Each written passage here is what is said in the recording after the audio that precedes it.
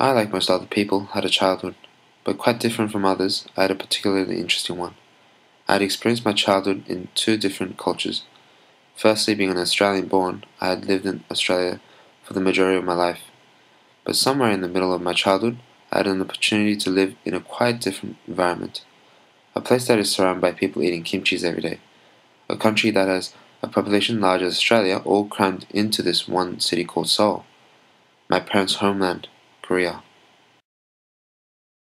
Well, one day, during the year of 2010 December, I had the honor of visiting this ex-home of mine.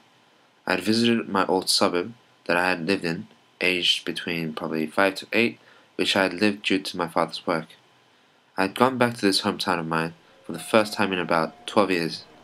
I think it was mostly out of curiosity, caused by old memories floating around in my head for such a long time. First place I had ended up was the marketplace. It was crowded with people. It brought that familiar smell of a typical Korean market. The smell of chili rice cakes, fried foods, smell of fish as I went past the fish shop, smell of raw beef as I went past the butcher store. You could definitely feel the lively and vibrantness of the whole marketplace. People bargaining, store owners trying to convince you they have the cheapest products, the real basic and rawness of a market, which is really hard to see in Australia. I had slowly made myself up to the residential area, treading on the snow carefully so that I wouldn't slip. It was a bit of an effort getting all the way up, as my place was located right on the top of the hill. Finally, having reached the top, I walked around the block, the playgrounds, and also walked to my old primary school, trying to recollect the memories of my past. This neighborhood was a shelter, a playground, a school for me. My whole childhood at the time revolved around this little area. The highlight of this trip would be the journey to my old primary school. It was a pathway that I had taken many times before, coming back and forth from school every day with friends. It wasn't just a pathway to school for us back then, but it was also an adventure, dreaming to be one day like Indiana Jones.